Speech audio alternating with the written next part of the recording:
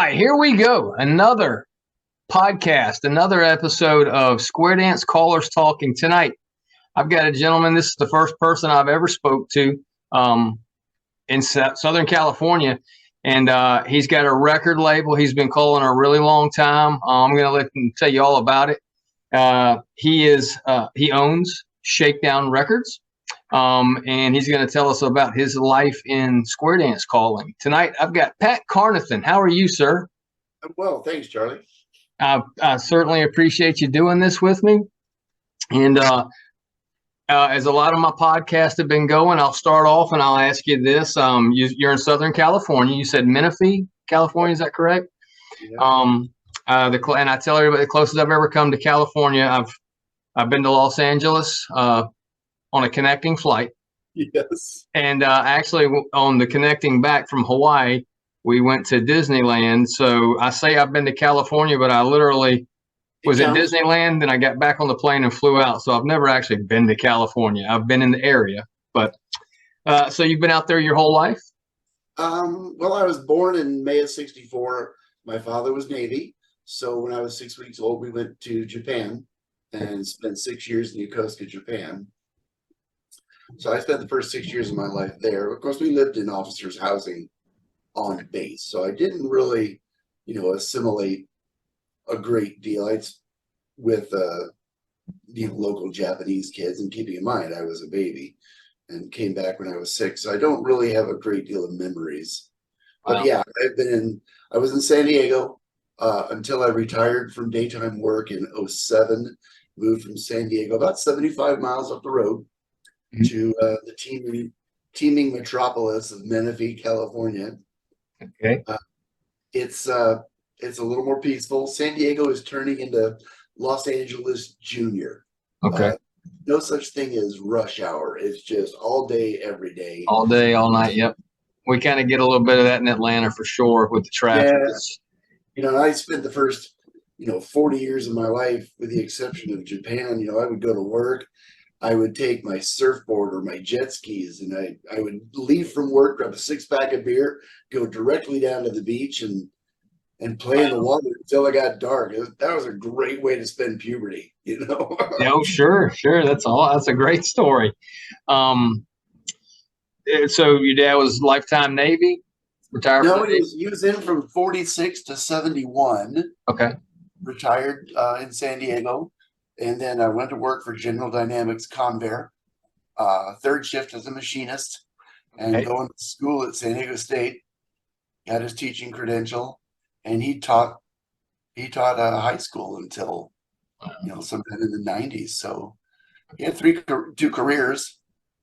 So it was cool. I mean, we'll get into this later when we talk about square dancing and issues, but we started square dancing. My mom and dad started in '76, so I was 12, and then I had a Boy Scout meeting down the street, so I would go to my meeting, and then I would walk down the street and hang out at the dance, either read a book or do homework.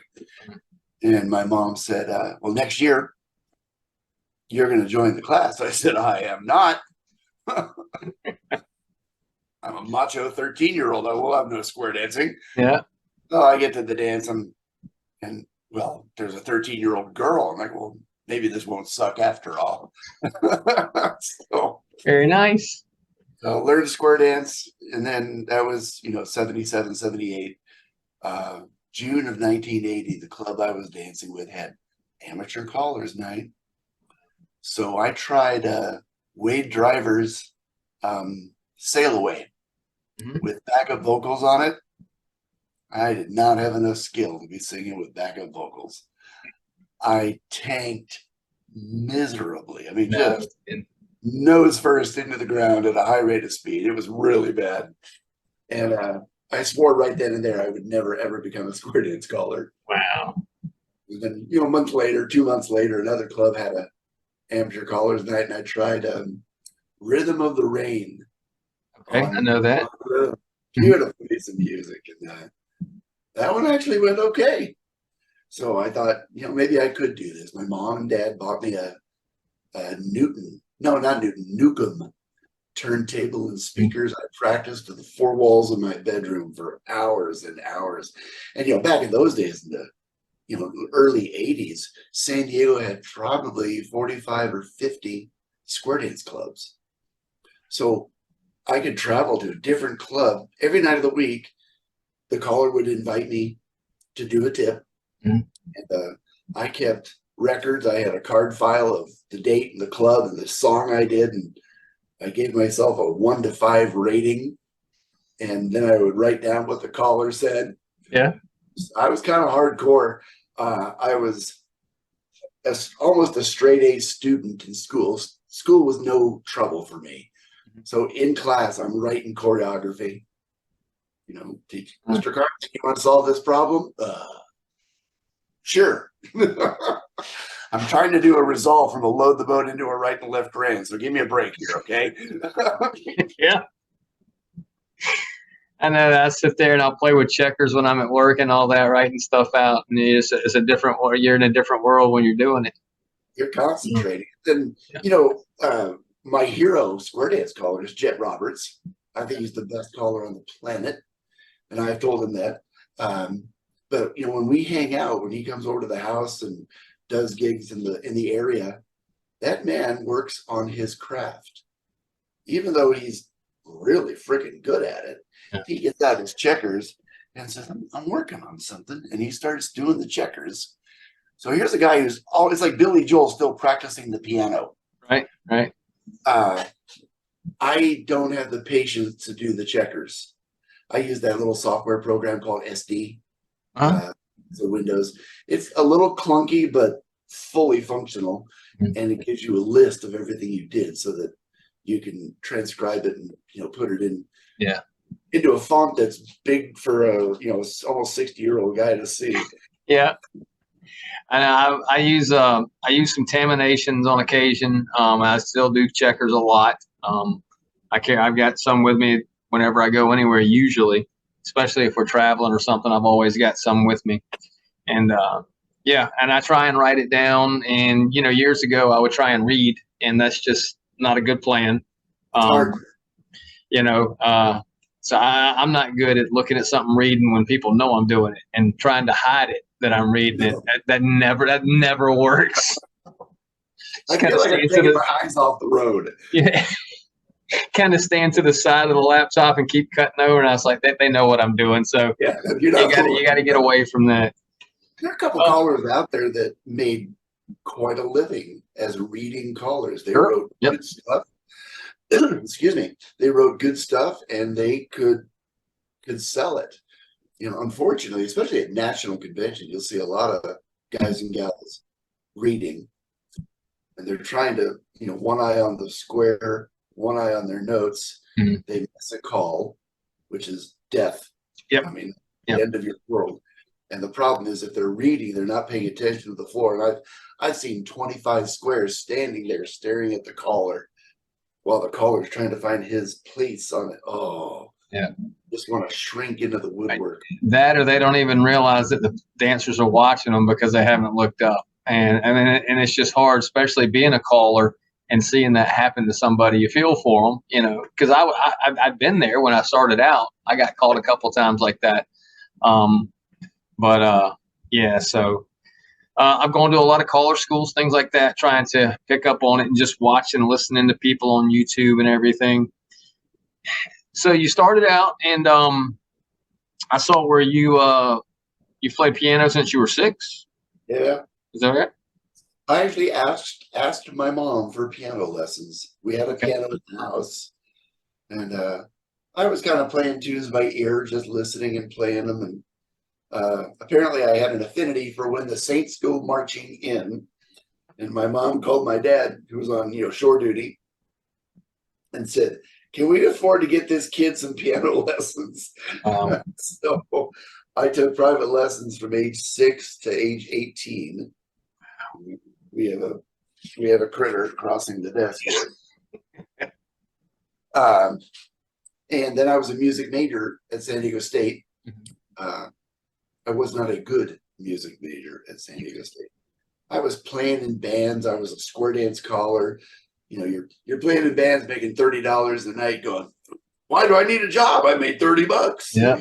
You're such a moron when you're 19 years old. Oh, I get you. I was talking to Justin Russell, and he talked about how he's driving. He would drive 400 miles to make $110 and turn around and drive back, and thinking, I'm a traveling caller now. That counts, right? Just because you're out there on the road. So you start so you start doing your own dances after your amateur night and all that. What levels do you call at, and where does all that go now with the calling? Well, amateur college night was June of '80. I did my first professional gig in September of '81. Mm-hmm. So that's when I kind of considered myself going pro. Right. By '82, I had a club, and I tell this people all the time, as far as my nice friends at the IRS are concerned, I've been a full-time caller since '85. Okay. Even though I, held down a day job, and I went back to school, got my bachelor's degree, and if I took both of my degrees and a $10 bill to Starbucks, I could get coffee. I got headhunted by the Highway Patrol in '87. California Highway Patrol. Okay. Well, I was bilingual. I hadn't committed a felon, or at least I hadn't been caught. I had my associate's degree in administration of justice, and I thought, but I was in '87. I would have been 22, 23 years old, still not very mature, and the idea of it didn't bother me. The 6 months of academy time in Sacramento. And then there'd be another 6 months of FTO time for our civilians out there. That's field training officer. Yeah. FTO time. But then the Highway Patrol, after you had your shiny badge for 1 year, they would send you anywhere in the state of California that needed a chippy. Yeah. It could be Blythe or Ukiah or East LA, now they've changed it. If you own a home or if you have family, they'll send you back to one of the stations. Wow. You're home, like, what the hell was that in the mid '80s? Yeah, I get you. But so I didn't do it. I mean, if I did, I'd be retired right now at 90%. But wow. Yeah. It's a good scam. No, that's it. I never went that direction, but the Georgia State Patrol, same thing. They would put you through their trooper school, and when you got out, it was just like, hey, we need you in South Georgia. And you just go, hopefully you're not married or anything. Now that's probably changed since the 80s and 90s. But so you made a good call with the square dancing and everything else you've done to get away from of course, it's hard to get away from Chips watching the TV show thinking you could have done that for a little while. So well, the thing is, and I'm sure there's a highway patrolman out there that would disagree with me. Their kind of law enforcement is not the kind that your local cops and sheriff's deputies. That's exactly right. Yeah. When I got my degree in administration of justice, I really enjoyed the accident investigation class, the physics and the math. The instructor was a San Diego motor officer. Okay. He'd call me and go, I got a good one. You got to come see this one. And I'd drive over there and, we'd take measurements and you'd measure the skid marks and you could determine how fast the car was going. It was just amazing to me. And that's a lot of what the California Highway Patrol does. And pulling over drunks and writing speeding tickets. And they are cops, make no mistake. But you don't have to deal with some guy who's just beating up his wife or, God forbid, his child or something. And man, oh man, how do you handle that? I mean, it's catching dispatches and stuff like that. It's got its own challenges for sure. But I always preferred that to writing tickets when I was out on the road. I just wasn't a big ticket guy. I would just do whatever they asked me to do. So. That's always the best bet. Yeah, it's gotten me this far. So just kind of do what they ask you to do. I told both my kids to become either cops or firefighters because in California, it's about the last job that has a pension. Yes, that's correct. Personally, I would rather they become firefighters so they don't get shot at. Yeah. Neither kid did what I asked. But our daughter works for us, and we own an escrow company in California. When property changes hands, it goes through escrow. Okay. Some states use lawyers to make the transaction. California uses escrow. And our son, my kids are actually my stepkids, but I've been in their lives since they were 11 and 14. Okay. And they're now 33 and 30. Oh, great. Well, that's their life, pretty much. Yeah. And the boy works for his biological father. So we both kids stayed in the family, as far as their career path. That's good. Yeah. The girl is going to take over the company when we retire in just one day over 6 years. I'm gonna turn 59 tomorrow, and I think happy birthday! I didn't know that. Okay. We're gonna Monica is my wife, she's 5 years younger than me, so I think we're gonna work until I'm 65 and she is 60. Reevaluate our position, okay, and see if we can afford to retire. Because we both had 401ks, but then life happens. Sure. Decisions, and so we're frantically trying to save money. Now put money away. Right.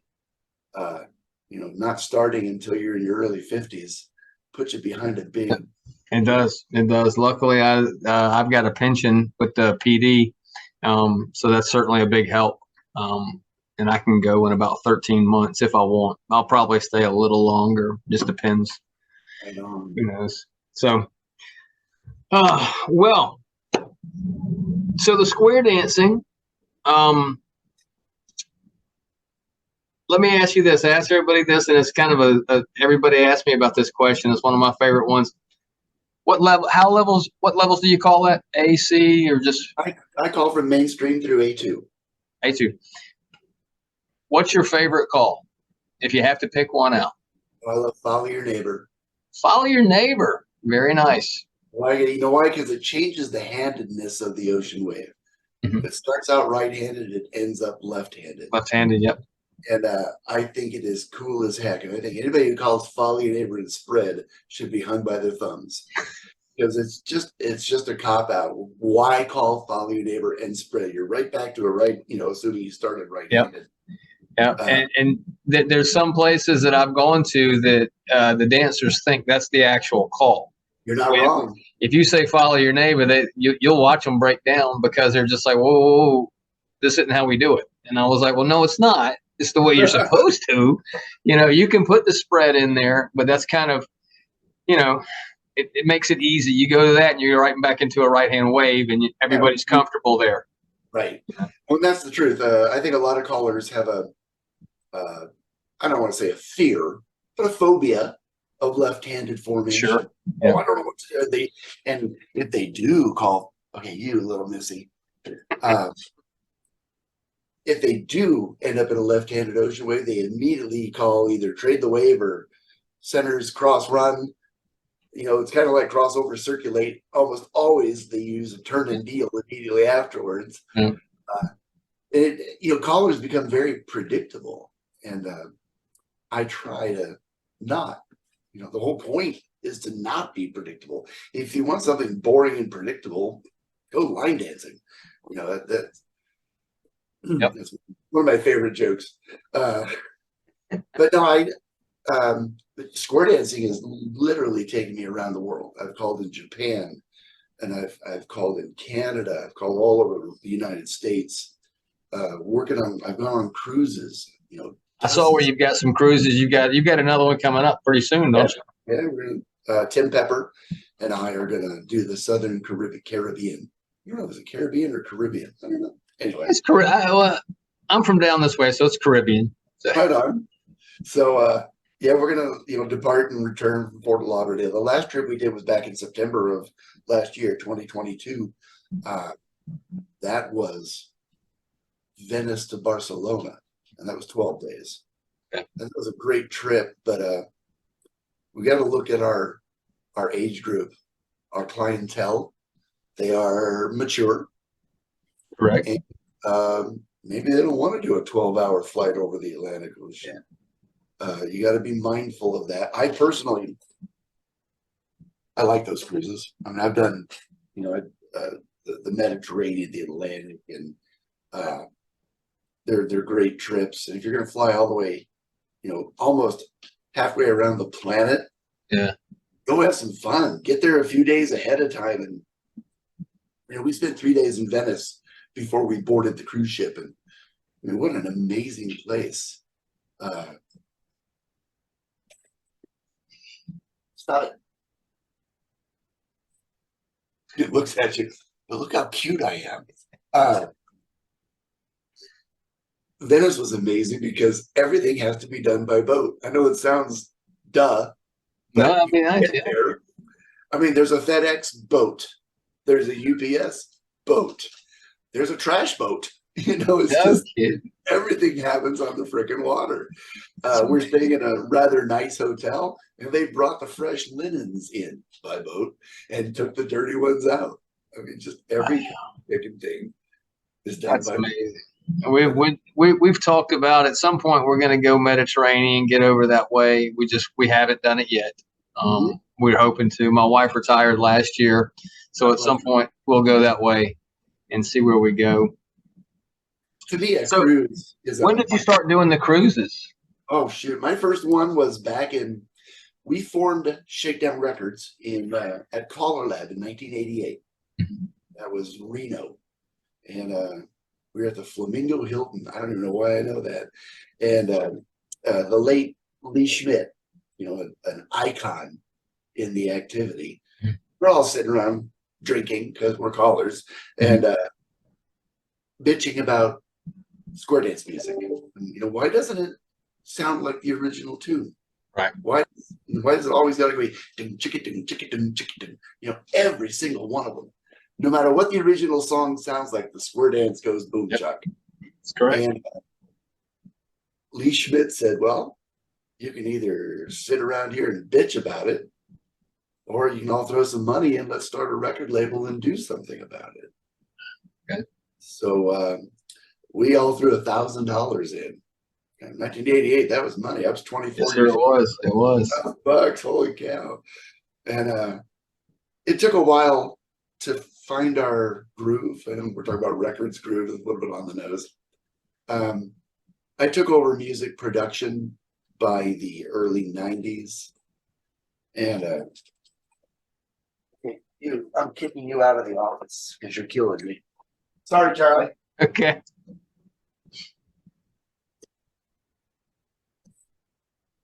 It's like having a child in the house. It took a while. As a musician, our first few records were underwhelming.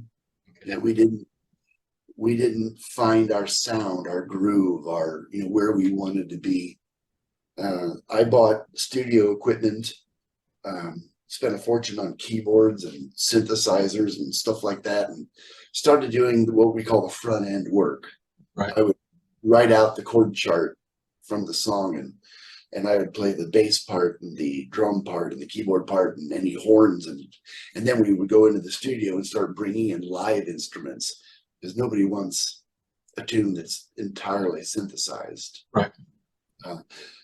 But to be fair, synthesized music has come a long, long way. Now they sample digital music. It's pretty phenomenal. But then again, I'm going to toot my own horn. It takes a certain amount of skill to make it sound. A lot of the guys will take like a drum track, doom, da, doom, da.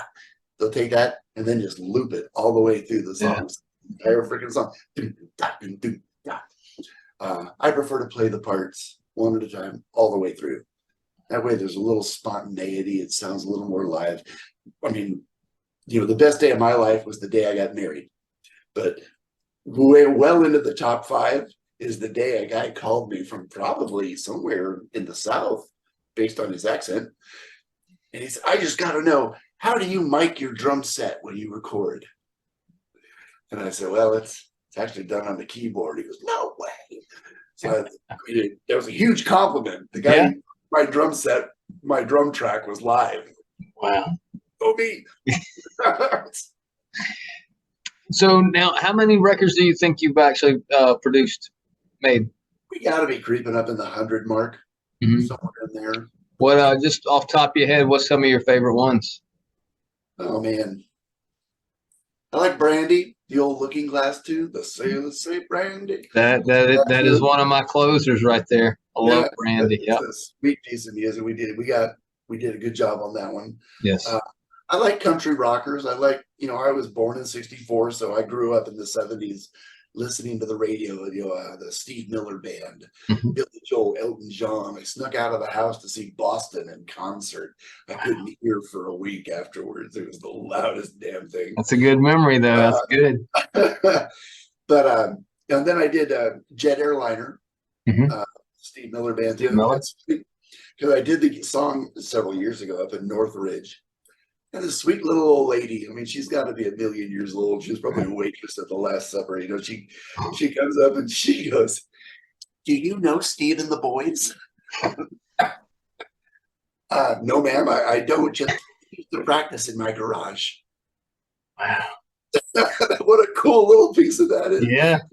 So, now I see her up there, but I have to do the song when she's there. She's Wow. rocking the devil horns like this. That is awesome. Gosh. Yeah, I'll tell you, I think it was Jackson, Mississippi, a couple years ago at the national convention. I wanted to do. I had done a couple of things with the band, and so we were trying to do. We were practicing. I don't need your rocking chair, Okay. and they couldn't get to open the way they wanted it because it opens with a guitar, and they just couldn't get the sound they wanted. And so 3 hours before I was going to go up there, Bear said, "Hey, why don't we just change to something else?" And I was like, "Whoa, whoa!" And so they said, "Hey, let's do Brandy." And I've done Brandy on just off of just at dances, and I was like, "Okay." And so we went into Brandy, didn't even practice, went in cold, and I know where the open is, and I jump in and I go, and then but I wasn't expecting the band to come in with with the backups, Brandy, and I thought this is the greatest thing I've ever heard in my life. The band's behind me, and I just went with that song, and it was one of the best times I'd ever had just doing a single singing call. It is so cool to be on stage with the band. Shakedown, we had a band for several years, and it was simultaneously the best times of my life and some of the worst times of my life. Okay. Trying to get these a-holes to get together and practice, and then a couple of them would only practice on practice day. Mm-hmm. And I told them, I said, "You guys, I've been playing the piano for 40 years. I'm a music major, and I still practice. I sit down and run through some of these tracks just to make sure. And you guys don't. And we should be able to, we used to practice on every other Sunday afternoon. Mm-hmm. I tell them, we got a gig Saturday night, and we're about to step on our you-know-whats. So let's crack down here." And so the drummer announced the drummer was the only one who was not a square dance caller. The other four of us were all callers. And that was kind of cool to be able to play and call at the same time. Sure. It was a nightmare for the sound man because he's got to figure out which one of us is calling and pick up his fader. All right, which one of these idiots is calling? Who is that? And the drummer announced he was quitting, and then our rhythm guitarist, he quit. And I thought, I don't want to try to round up more bodies. Yeah. I would love to. I haven't sold any of my band equipment. And that's the other thing. Everything on stage, except for the guitars, was mine. Wow. If I were to do it again, I think I would have one other caller and then just some musicians. Just musicians. Okay. That way I can count on them just back there playing.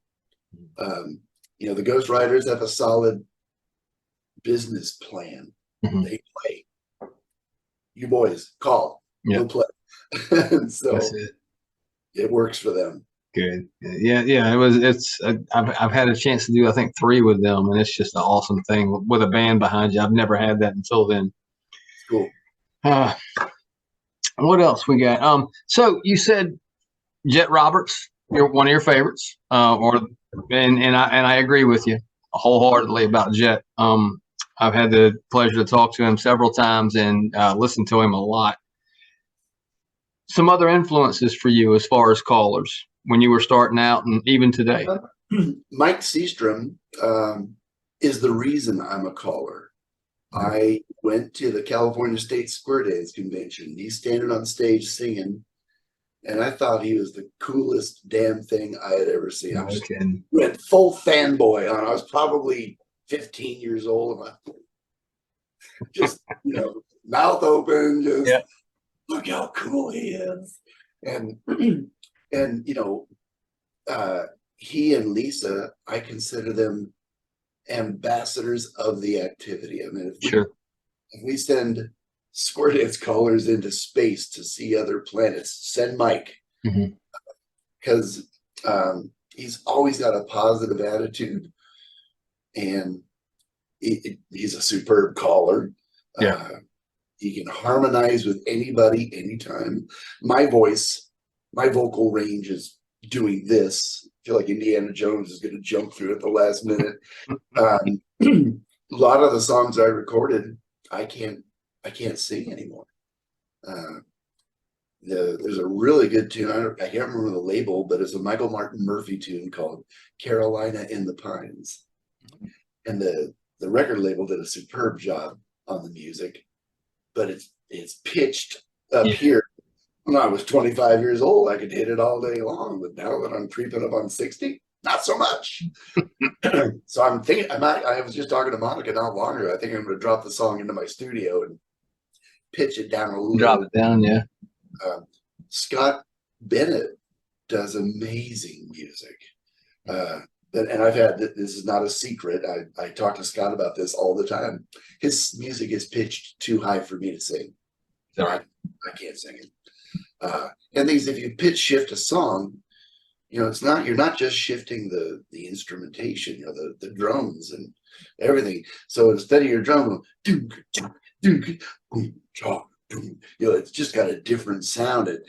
You can get away with one whole step, maybe 1.5, but you start playing 3 whole steps down. Yeah, it's completely different. Yeah, doesn't sound good. So with Shakedown Records, just to get back on that for just a second, you've got your favorite songs and all that. Do you have other artists to come in, or what do you do with that now? Well, excuse me. I like to use Hunter. Hunter's one of my favorites. Hunter. Boy can sing. I mean, he's 34 years old. He can still sing. Just wait. Weasel. He's also one of my best friends. I tell everybody Hunter is this amazing combination of brother, son, friend. I mean, he worked for us for the escrow company for a couple of years. He lived with us for a couple of years and stays here a lot when he's gigging here in Southern California. Right. But I will put him to work on tunes. Fantastic. And the other thing is, he sells records. I mean, he sells music. When he's in Denmark and Germany and doing my music, I can tell when Hunter is in Germany because I see purchases from German callers on my PayPal list. Okay. Hunter's in Germany. Good job, kid.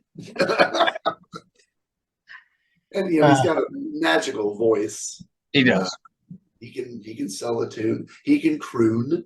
My crooning days are long behind me, so I just did an old tune.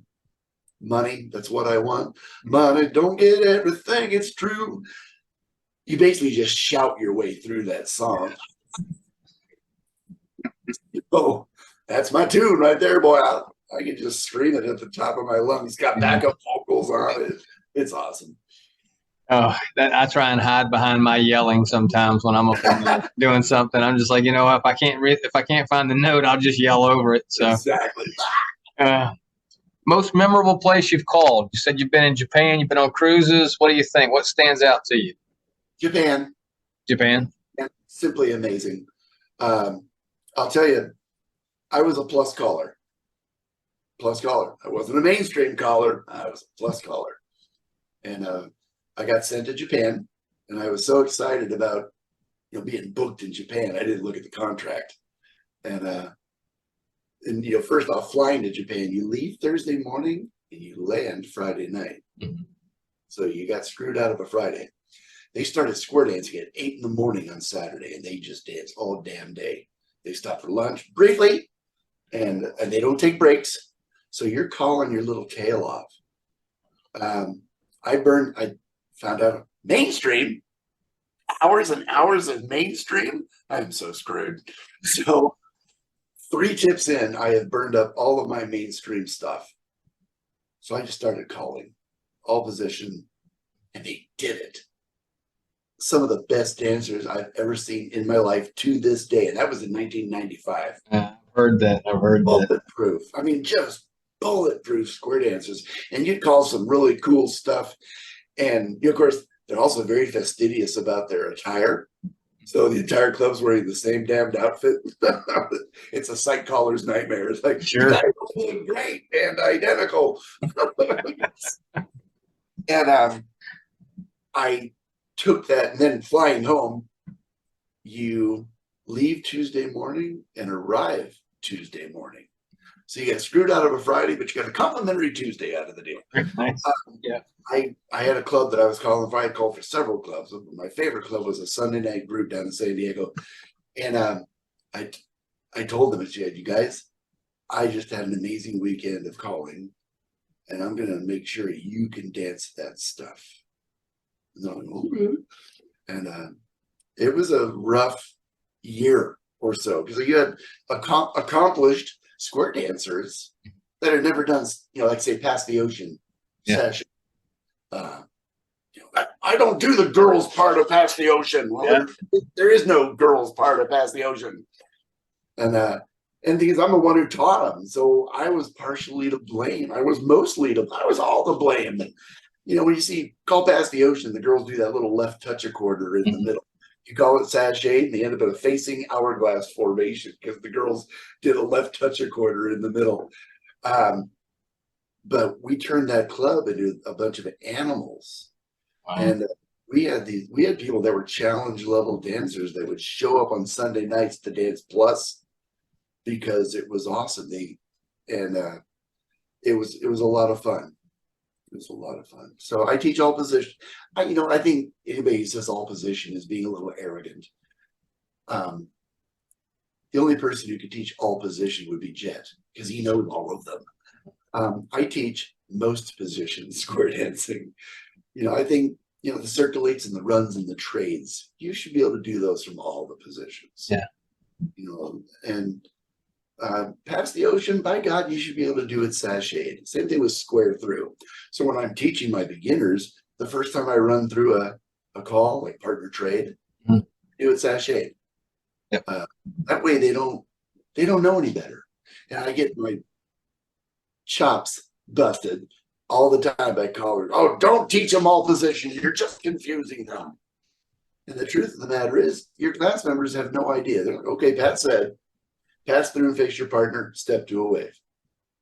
Well, our caller taught us, pass through, boys turn right, girls do a left touch a quarter. I'm sure your caller is a very fine caller.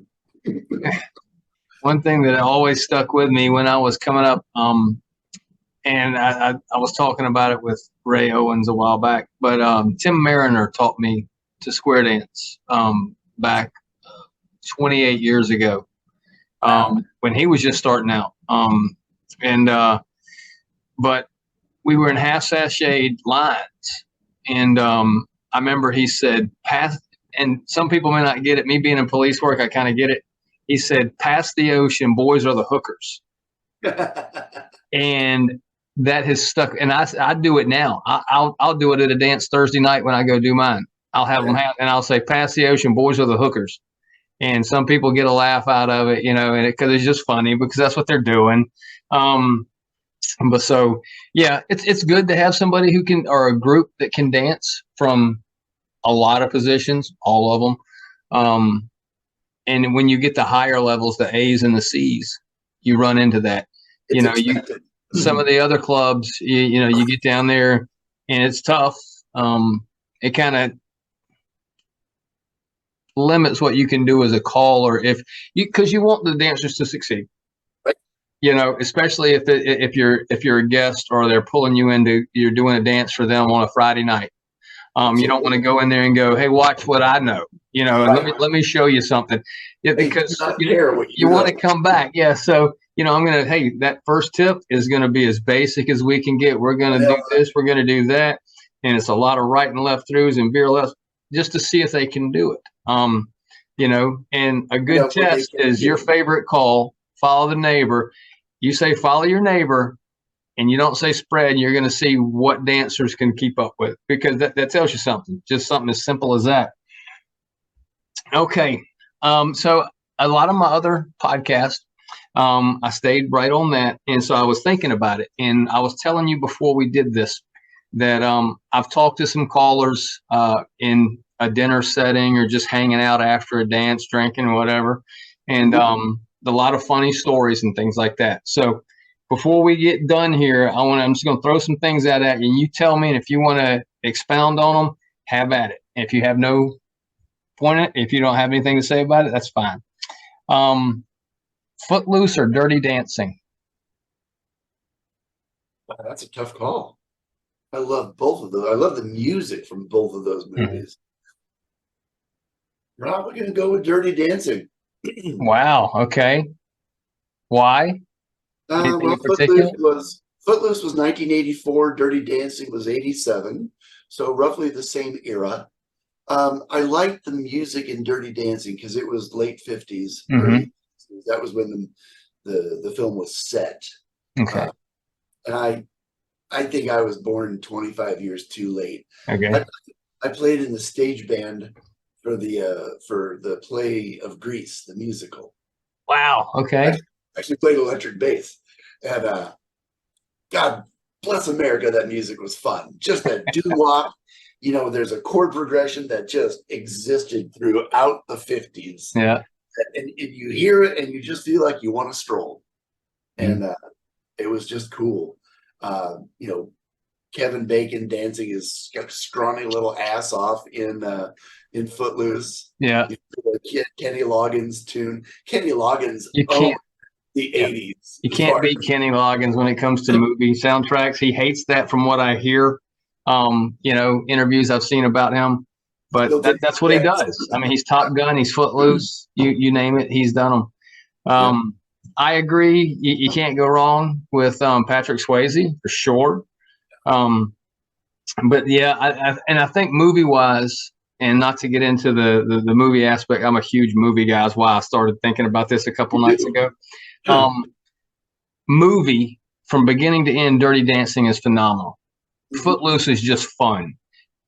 Between the two, I think Footloose is my favorite one to watch. Just because huge Kevin Bacon fan, love that guy.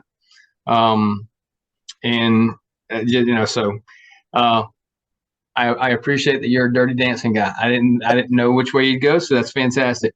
Okay, go a little off script here. Braveheart, Gladiator. Braveheart. Absolutely. Okay. Yeah, Braveheart. Although hopelessly historically inaccurate. 100%. But yeah, still a great movie. Same thing with Gladiator too. I mean, they called him the Spaniard. There was no Spain yet. Yeah. But I didn't know that. I never thought of that. You're correct. The thing about Gladiator, first, I'm a Russell Crowe fan. At the end, when he's dead on the ground, and I forget who the guy is, but he comes over and says, "Who will help me carry him?" And they all come out there. I mean, I'm an 8-year-old child crying on the floor when that part comes up. So all right, one more. This is fun. I like it. Casino, Goodfellas. Wowzers. I like Goodfellas the way it's told in a first person, this is what happened to me. This is, Ray Liotta is just, I met this guy, and the voiceover, telling you a story. And I like that aspect of casino movies, the Ocean's 11, Ocean's 12, those are kind of cool. I think I'm Goodfellas. Yeah. good fellows from with Ray Liotta when they got him as a young guy, growing up through it. Phenomenal storytelling. One more thing, and I guess you can. I'll answer this for you, but you can do it. Beach, mountains, desert, plains. Wow. You know, if you follow me on Facebook, all wintertime we take the motorhome and the desert toys out to the desert. We get there in 2.5 hours. You don't need a reservation. You just find a place and stop right here. And Nice. you know, we have a fire pit that we built, God almighty, almost 20 years ago. And we always get back to it. It's marked on a GPS. So we spend our Thanksgivings out there. The record number of rigs was 13 rigs, just parked in a big circle around the desert. Wow, nice. And I deep fried a couple turkeys, everybody else potlucks. And, you know, we have bonfires at night telling stories. Some of them are square dancers. Okay. Some of them are, you know, we're very active in the Chamber of Commerce here. Some of them are chamber members. But then come river season, Memorial Day weekend is 2 weeks away. We will take the desert toys out of the trailer and put personal watercraft in the trailer. Nice. To the Colorado River. Now we don't dry camp at the. I have the hiccups. Son of a gun. We don't dry camp at the Colorado River because it's too freaking hot. It's going to be 110 degrees. So we go to a RV park that has, you know, full hookups, 50 amp service, so we can run all 3 air conditioners on the motorhome, and you know, turn the RV into a meat locker. We actually start the generator here at home and get the 3 ACs running, because if you go out there and then turn on the air, they're going to take 8 hours at least just to catch up. So you put the boats in the water Friday or first thing Saturday morning, and you know, just run up and down the river, throw a couple beers in a cooler, and yes, some other you know, friends go with us. Yeah. I actually married a young couple out at the river a few years ago. Very nice. Okay. They're the daughter is a daughter of some square dancers, and I approved of the boy. Good. I've known that child since she was 16, and I didn't approve of all of them. And this young man, so I kind of just did a stand-up comedy set with them standing there at the altar. And, I probably had 50 or 60 guests all standing around in 110-degree heat, sweating our balls off, and it was awesome. That's So fantastic. we like to take the motorhome to square dance festivals. There's one I'm going to point, like you can see, up in Yuba City, which is about Sacramento-ish. So from here, it's 9 hours of drive time in the motorhome. But it's one of the most spectacular venues, where all the square dance halls are around the perimeter and the RV parking is in the center. And, you know, it's just cool. And my big brother lives about 2 hours north and west of Sacramento. So we will take off a week ahead of time, go up there, park the RV in his front yard, and I'll help him with projects on the house. And then Thursday morning, we'll fire up the beast and head down to Yuba City and go to the gig. It takes place in late October called Harvest Hoedown. Okay. And this year, Hunter is one of the featured callers. So we'll go see the boy and dance to him. The man, you know, he can sing, and he could do a session at Color Lab on showmanship.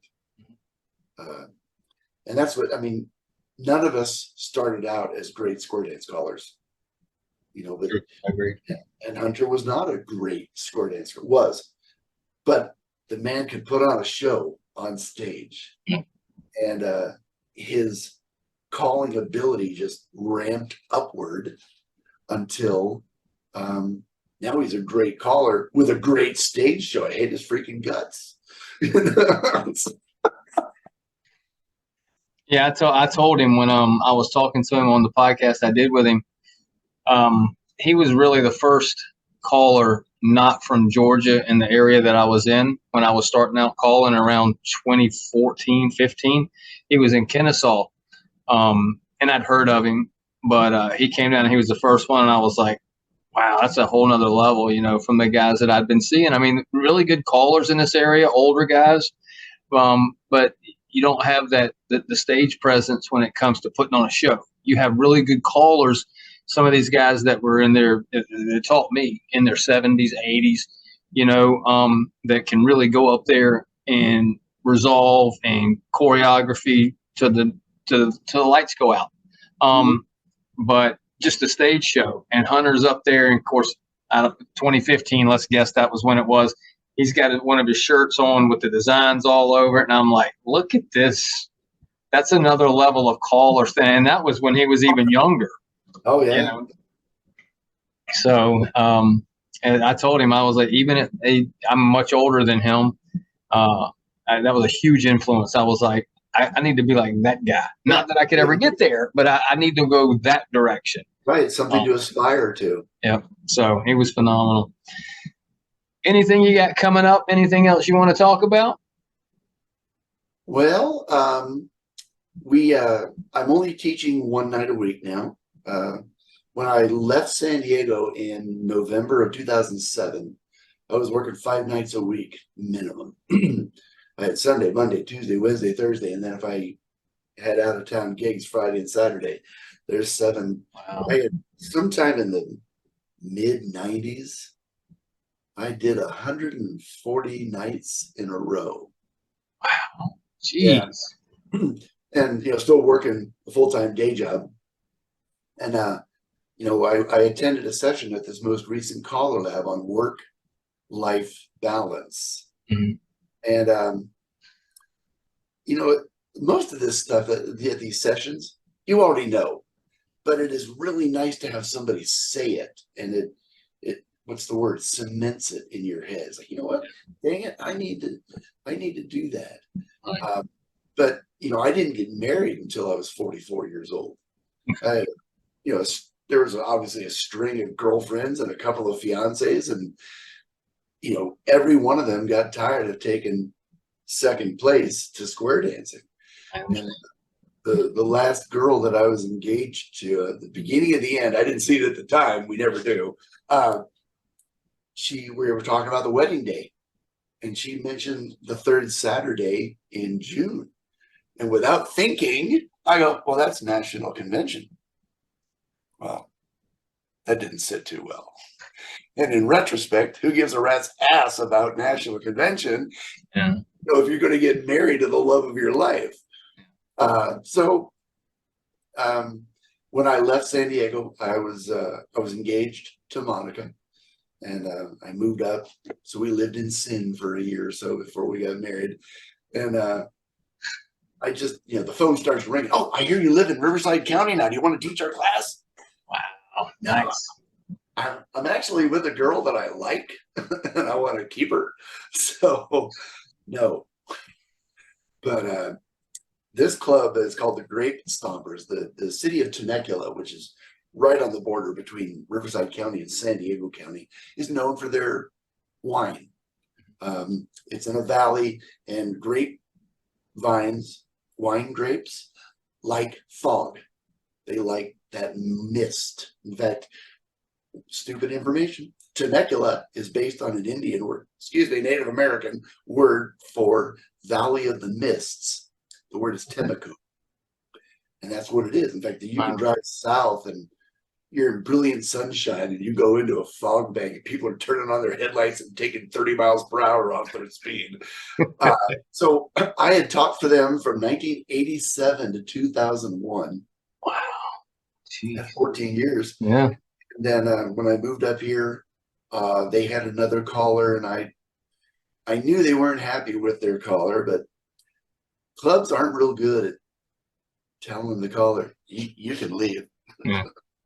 So the caller left town, and they called me, and it was just like slipping right back into a perfect pair of jeans, It's Very just, nice. Yeah. and they're solid square dancers. We do not do SSD. We teach mainstream and plus. We do 2 mainstream classes a year and 1 plus class a year. So Okay. we kind of build up a crowd. We just graduated 19 mainstream square dancers, and Outstanding. they're pretty solid dancers. I like to bring guest callers in if I'm leaving town, or even if they're just in town for the night. Come on out and call a tip, and I want to stand back and watch my dancers, because I'm not the be all end all. I watch them and I go, oh shit, I didn't teach them that. I didn't show them that in that Right. position. And it's just as valuable to them as it is to me, and it's an opportunity. That's why one of the cool things about square dancing and square dance calling is everybody has a different approach. Right. There's so much flexibility out there. And that's one of the things, and I don't want to soapbox too much, but you look at these weekends, that square dance weekends, the big ones, the same 5 guys call all of them. And that's because those 5 guys are freaking awesome. Yeah. Hunter, Tony, Jet, Jack, Ted. I mean, these guys are phenomenal callers. They get all the gigs because they're freaking good at it. Yeah. But what gets lost in the shuffle is there's a ton of really freaking good callers out there are. Yep. Mike Hogan is just so underrated, and he can carry a weekend and not even blink. And I'm currently drawing Joe Saltel, but he's one of the 5. Joe is top 3 on the planet. But there are David Mee here in Southern California could carry a weekend. A lot of guys, and I just and I get it. If you're the organizer of the gig, you're like, well, we want lots of people to come and bring their checkbooks. Yeah. So let's have Tony and Jet and Jack do the dance. Okay, awesome. And yes, a whole bunch of people will show up. Make no mistake about it. Yeah. But you put Mike Hogan, maybe go ahead and do your headline act. But I keep coming back to Mike Hogan because also he's the nicest man. Agreed. Yep. I've had a couple of conversations with him. Yes.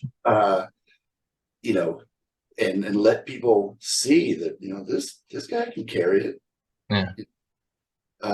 Justin and Hunter came up at roughly the same time. Yep, they did.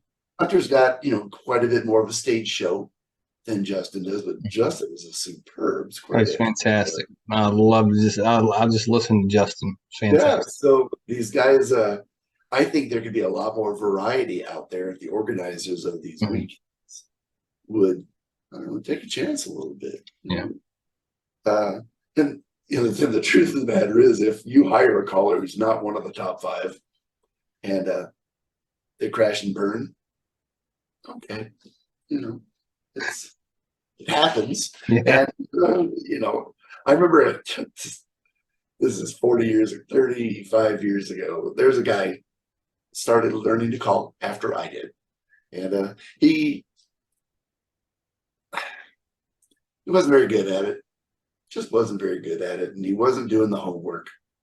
And he somehow got himself onto a weekend. He was the 3rd caller of 3, and one of the callers, I think it was Mike Seastrom, Ken Bauer, and this guy. I'll leave him nameless for obvious reasons.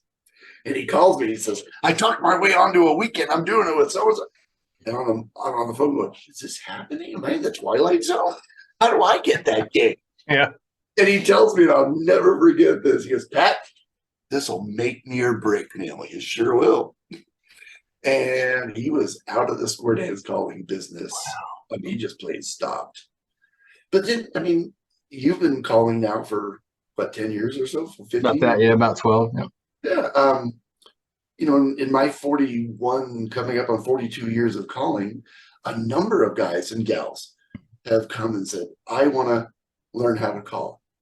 And the first thing I do is I give them a CD of every one of my shakedown tunes. That's my seed. Here you go.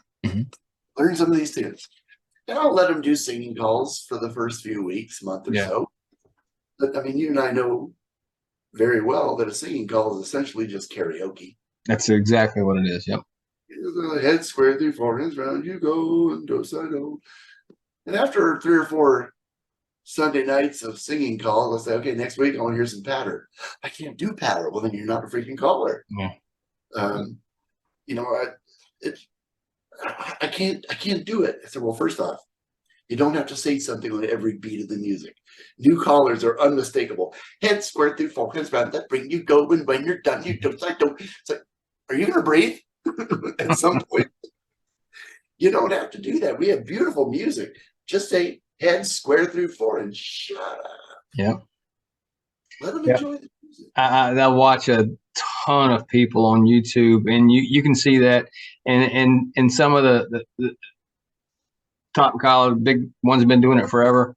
You'll notice that if you just listen, you hear a lot of music, and then you get the newer callers out there, and they're working, and you don't hear the music because it's just blah blah blah blah blah. And I tell them sometimes I love hearing myself, and so I'll catch. And sometimes when I'm doing a Scott Bennett song, I've got to say, just shut up, because the music's so good. On a middle break, just say side space grand stare and step back. You don't have to sing through it all. There's good songs to sing. Brandy being one of them. That is a story song. You got to tell the story. But some of that stuff, when the music's playing, just let the music go.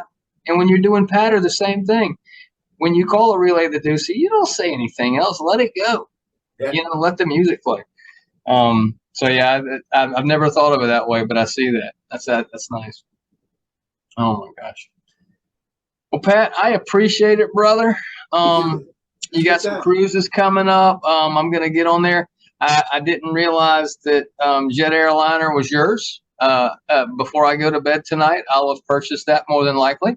I've actually got a dance Thursday night I have a club I call First and Third Thursdays in Calhoun, Georgia. And I haven't been there because when we were in Caller Lab, I missed one. And so had somebody else do it for me. So this is my first time back in about a month. So I've got a bunch of new stuff from Caller Lab that I want to do. And I don't know if I'm going to I'm not going to get Jet Airliner and break it for Thursday. I don't think. Saturday, I have a dance with a club that I picked up a dance Saturday night. Today when I was at work, they called me. I'm going to do Jet Airliner Saturday night. So cool. Well, for me, I'm a little bit lazy. And I'm on the comp list. I get some free tunes from some of the record producers. And if I can't hit the play button and sing it, then I'm probably not going to do it. Mm-hmm. It needs to sound like the original tune. It needs to. So I'll bet you can do Jet Airliner Thursday night because you grew up listening to the Steve Miller Band. Steve Miller could sing to my music. Okay. It's perfect. Very important. I'll definitely get into that tonight. One of my favorite songs. I didn't realize you had done that. So that's outstanding. Pat, it's a pleasure. I'm certainly glad we got to talk a little bit at Caller Lab. So I got to know you a little bit because we've met in the past, but no real conversation, just because that's the way things set up sometimes when you're bouncing around and you got 250 callers at Caller Lab. And of course, you're in California. And like I say, I've passed through California twice, and that's about it. And maybe one day I'll get back and spend a week. Who knows? A pleasure talking to you, buddy. You're going to be in